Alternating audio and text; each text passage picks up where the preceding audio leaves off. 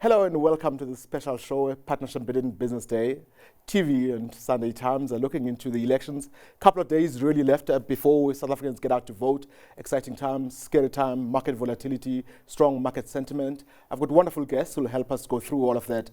Tanya van Meelis, Head of Policy at Cosatu, and Khulekani Mathe, CEO designate at BUSA. Welcome, Tanya. Welcome, Khulekani. Hi. Thank you. Are you guys nervous, excited? No, excited to be on a panel with business here. Yeah, excited. Okay, well, it's wonderful to have both arms represented, and get into it. And so, what excites you? What worries you? Let's start with you, Khulekani. What worries you? I wouldn't say worried. I mean, elections are an important milestone in the life of any society, especially ours, where these rights were denied. So here we are again, going to an election. We've had wonderful elections before, you know, free and fair and all of that stuff. So we're excited about what this election will bring as a general thing. And of course, we would also be looking at who wins and what are their policies, because that is important for the economy going forward. So not worried, but very excited. Okay, look, it's the first time where the ANC realistically could fall below 50%. And that brings about drama, right? You guys like drama, right? we don't think there's going to be any drama. Okay. And I'm not going to say whether I believe the ANC is going to fall below 50% or not. I think what everybody accepts is that the ANC will form the next government, whether on its own or with a coalition partner, it doesn't matter. The ANC will still be a dominant player. And so their policies, I think, would matter a lot going forward. Okay. How about you? Your expectations from Cosatu side? We're excited. The one thing that the election brings is an opportunity for us to reflect back over the last 30 years on what has been achieved, both by an ANC-led government, but also by workers, to see where things have improved, where we still have challenges. So that's quite a special time for us to be able to reflect and also then think, how do we want to move forward going into the future? Of course, another democratic election is another peg in the wheel of South Africa's strong democracy, and that's always to be celebrated as well. Yeah, okay. So from your side in Cosatu, what's been your role in the campaigning for the ANC as usual? So not as usual as though we do it blindly and unthinkingly. I mean, the membership took a decision, leadership took a decision to go out and campaign for the ANC, not based on just a love for the ANC, but in terms of what the ANC has delivered to workers over 30 years of democracy. So, for example, workers' rights are enshrined in the Constitution. Workers can form trade unions. Workers can bargain. Workers can go on strike. It's those achievements that we want to make sure are retained. The additional achievements like the national minimum wage, we want to make sure is protected over time. Leadership has been very strong on the ground campaigning for the ANC because we strongly believe that it's workers' best interests to have a ANC-led government with a majority that will be able to secure workers' futures and the lives of their families and communities.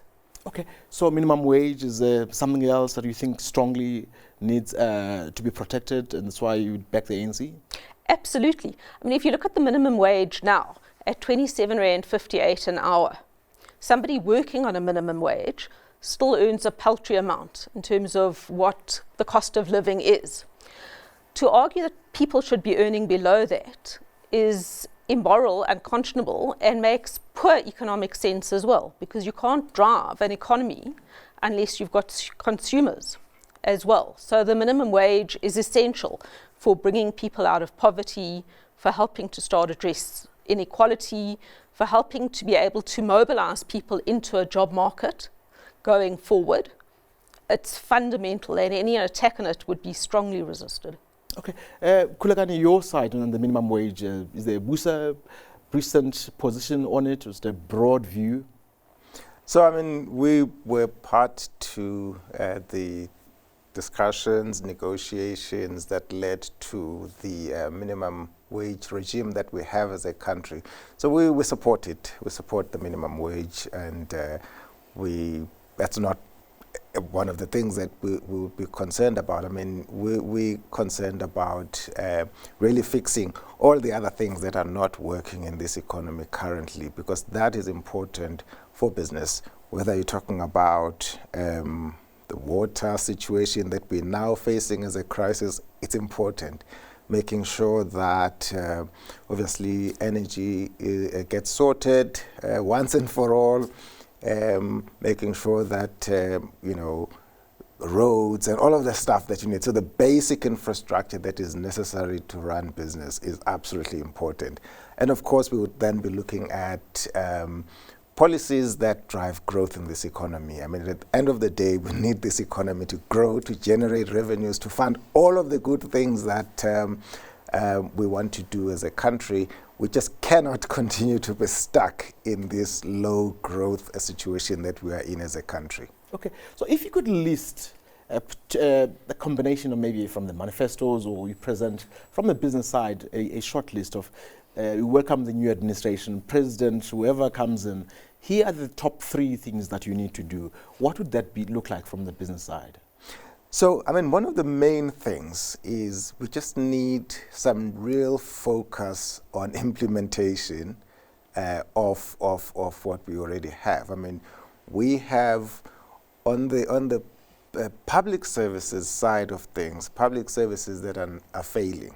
Now, the failure of public service is important for business because people depend on public transport to be able to get to work. People depend on schools, and schools obviously are important for the skills formation in an economy. So all of those public services need to work. So we really just need commitment to implement and not get distracted by all of these other things, because getting distracted does mean that we don't get the traction that we want. Most of the things we need to fix are the hard ones.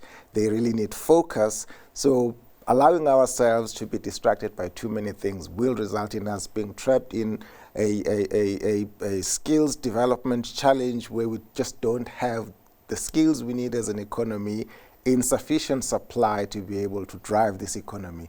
So a focus on implementation. Oh, okay. How would you guys do that? Because if you are in power through the ANC, as it's been the case since '94, how differently would that look like? Well, I mean, I take the point raised, and I'll get to your question, that we need to drive implementation. On some levels, we need to think, where does policy need to be tweaked to get a better result?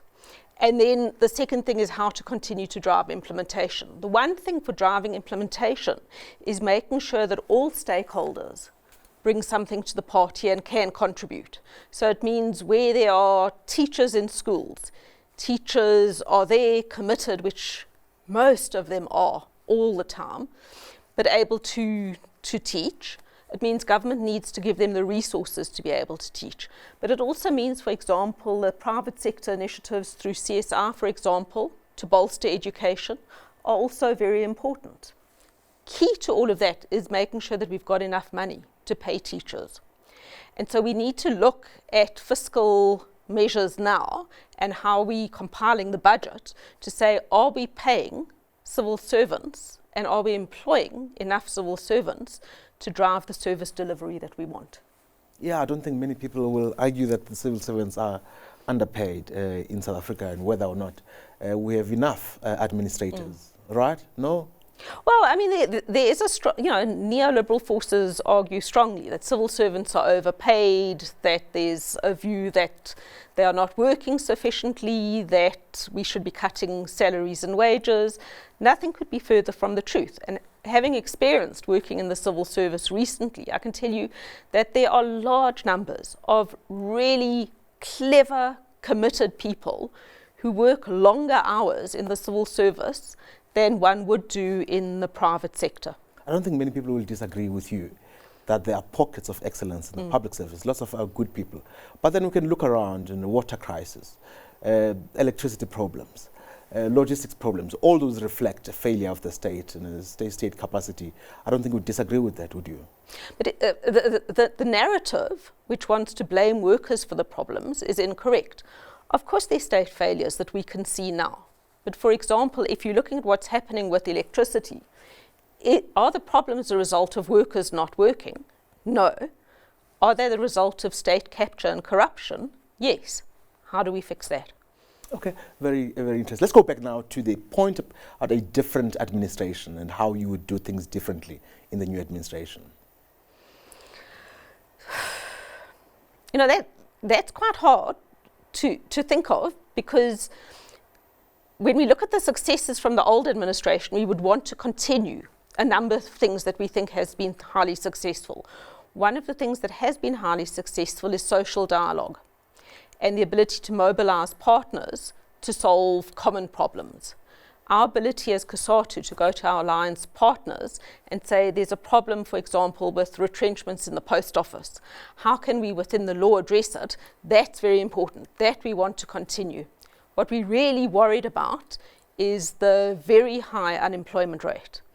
And we do need a huge step change and to do something differently to address the unemployment rate, and also to raise growth, the issue that you've raised. You know, you can't sufficiently address unemployment unless you raising growth and the right kind of growth at the same time. I don't think Khulekani would disagree with that completely.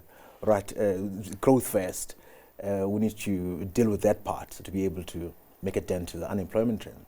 Absolutely, and I think that we would be concerned with, and we do tend to see a situation where a whole lot of things are prioritized without looking carefully at how to generate the resources to fund all of the noble programs that we have, right? So we really do believe that a focus on measures that are necessary to drive growth in this economy, inclusive growth, we must say, because we don't want just growth for its own sake. We are a country with a particular history and a particular set of problems and challenges, and so we need inclusive growth that will make sure that we address the challenges of the past, but we certainly move forward, make everybody's life a little better. In real terms, we've become poorer in recent years because of our low growth situation that we find ourselves in, and so we just cannot continue being stuck in this no growth scenario. Look, it is a difficult one. We've been talking about it. Tanya refers to the culture of dialogue. Has it worked really in the last couple of years, Tanya? If you weren't wearing your Cosatu hat, would you feel that there's been a good dialogue that could achieve the things that the society needs?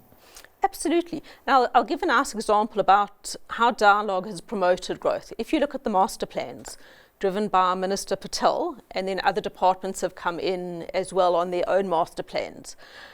Some of those master plans have achieved remarkable success in incredibly difficult circumstances. So if you look at what's happened to the clothing industry. I'm quite keen to get into the master plans, but let's take a quick break. Okay.